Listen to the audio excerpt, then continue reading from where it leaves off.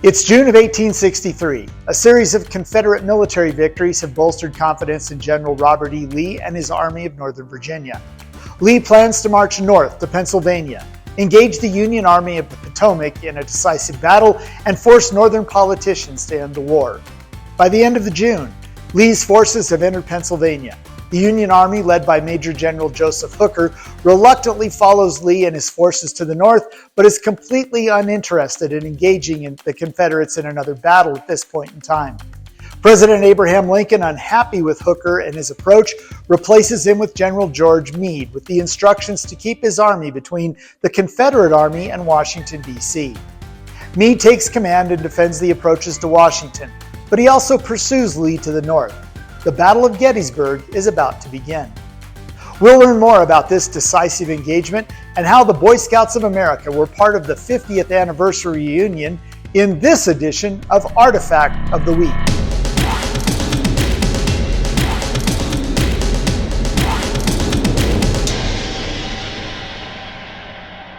Early on the morning of July 1, 1863, a Confederate infantry division marched towards Gettysburg to capture supplies to support the 70,000 soldiers of the Army of Northern Virginia.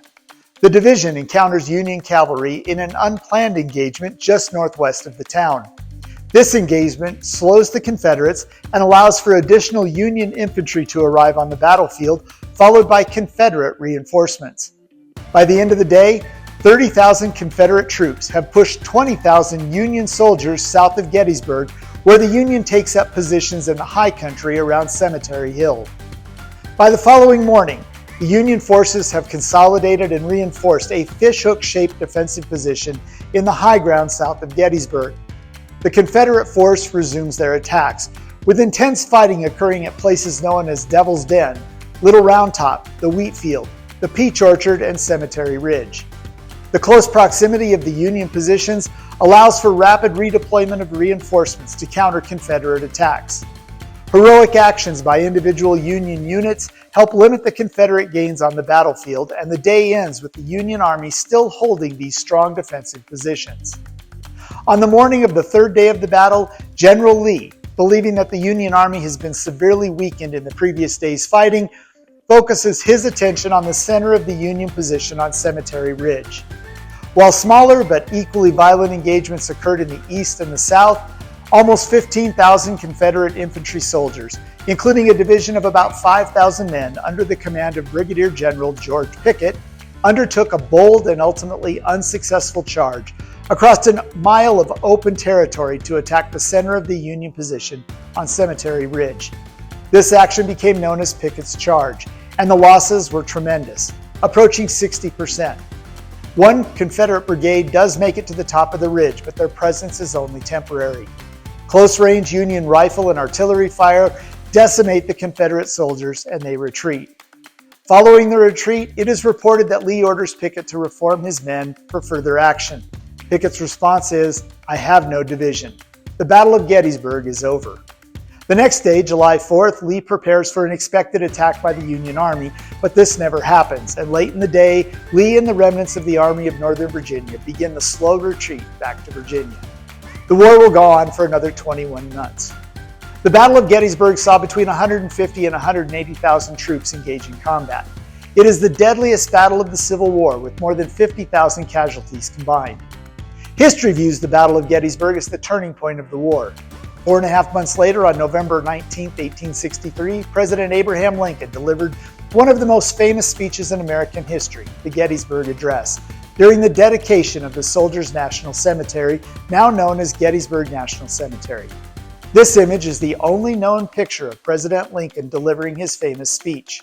Since the Battle of Gettysburg, there have been 3 national reunions of the surviving combatants. One on the 25th anniversary in 1888, the 50th anniversary in 1913, and the 75th anniversary in 1938. During the planning for the 1913 reunion, organizers developed a camp to house the expected 40,000 returning veterans. This camp comprised thousands of identical canvas tents organized by states and featured signage and lighting intended to help cut down on confusion amongst the veterans attending the reunion in finding their way around. About 6 weeks before the event was to start, organizers became concerned that the advanced age and physical condition of those in attendance could potentially create more logistical problems and health issues than they were prepared to deal with. Keep in mind that the average age of a Gettysburg veteran attending this reunion was 72, with the oldest self-reported veteran being 110 or 112. He just couldn't remember what year he was born. One of the members of the Pennsylvania Organizing Commission, Lieutenant Colonel Lewis Beitler, who served as the commission's secretary, recalled how helpful the Boy Scouts had been in assisting with the presidential inauguration in Washington, D.C., and reached out to George Porter, a BSA commissioner in Philadelphia, to enlist the services of the Boy Scouts to assist. According to the post-reunion congressional report written by the commission, resulting in the following agreement. For such service, 350 Boy Scouts were to be selected by the commissioner and his executive staff to be from among the larger boys and from within a radius of 150 miles of Gettysburg. This commission to furnish them immediately with our camp maps, plans, and our April 5th circular letter of detailed information, that they may be duly posted therein before assuming duty at Gettysburg, we to pay their round-trip transportation, quarter, and subsist them in the great camp similar to such entertainment there provided the veterans, and to present each scout with an appropriate badge to become his after his tour of duty and commemorative thereof. Scout Commissioner Porter and his subordinate officers to be directly in command, in turn subject to the orders of the Army officers in charge of the great camp.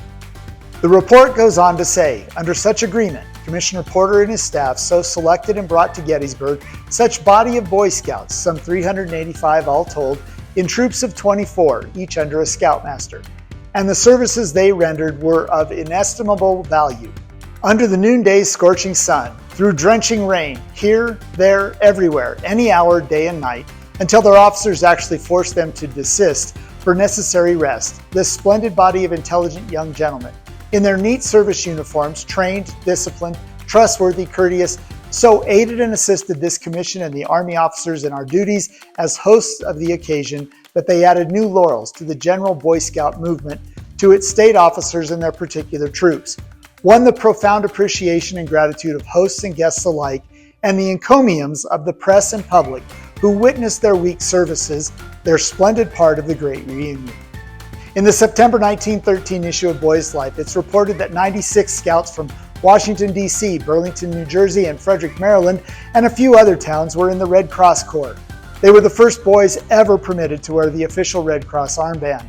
They reported to Major Patterson, in charge of the Red Cross workers, and arrangements were made to assign them in 14 of the 16 rest stations scattered on 23 miles of the main road of the battlefield. The work of the scouts assigned to the Red Cross was also noted in the 4th annual report. The aged veterans of the North and South at the Gettysburg Reunion were largely cared for by 548 Boy Scouts from Washington, Philadelphia, Fredericksburg, Hagerstown, Burlington, and under the supervision of the American Red Cross Society. The scouts found sleeping assignments and acted as guides for the veterans, erected tents, carried water, ran errands, carried meals to old soldiers in their tents, and conveyed others who desired to visit friends in distant parts of the field, and made themselves generally useful. In addition to this, the scouts were of great assistance in the first aid work, as the telegram from Commissioner Martin quoted below sets forth. Gettysburg, Pennsylvania, July 3, 1913. Scouts have added 100% to their reputation for service. Official hospital nurses, doctors, and Red Cross officials' reports show that for July 1st and 2nd, our troop consisting of 20 Burlington, New Jersey boys, 18 Fredericksburg, 50 Washington boys, 4 officers, and myself have assisted or cared for 5,210 cases. Today, the daughter of General Meade and the granddaughter of General Longstreet were among the number. Once the scouts arrived at the camp, they immediately set to work, setting up their own camp. It is reported in the September 1913 issue of Boy's Life magazine that they set up 11 large pyramidal tents, driving 1,616 stakes in little more than an hour and a half, erecting them so well that a regular army man who inspected them later in the day refused to believe they had been set up by boys. As the veterans began to arrive, it became apparent to organizers that the number of veterans would surpass their initial estimates, and ultimately, almost 50,000 visitors were encamped on the official site. Again, the Boy Scouts jumped in, and it's reported that they served in all sorts of unexpected ways. They assisted veterans with their luggage, pushed wheelchairs, performed first aid, helped set up incomplete and additional facilities that were required, and generally contributed in every way imaginable to help the event be successful. For the reunion, several badges were produced by the Commission, including one for the Commission members, one for the press, one for guests who were not veterans, and one for the Boy Scouts. Each state also had distinctive badges for veterans who served during the battle. The design for the badges for the press, guests, and scouts were all the same, save for one detail. The word on the bar at the top of the badge was changed for each group. Attached to the bar was a blue and gray ribbon, and the medallion at the bottom of the ribbon was a replica of a sterling silver coin that was presented to each member of the official commission. On one side of the coin, you will find two hands shaking over the outline of the state of Pennsylvania and the words Reunion, Civil War Veterans, 1913. On the reverse side, you will see two soldiers kneeling. At the bottom it says Reunion 1863-1913. To the right of the figures it says 50th anniversary of the Battle of Gettysburg. Just below that is the top of the keystone symbol, one of the marks of the Commonwealth of Pennsylvania. All of this is in front of a figure I believe represents the passage found in Isaiah, and God will judge between the nations and will settle disputes for many peoples. They will beat their swords into plowshares and their spears into pruning hooks. Nation will not take up sword against nation, nor will they train for war anymore. The coins were embossed on the edge with the hallmark of Whitehead and Hogue and sterling, as well as what appears to be an identification number on the opposite side.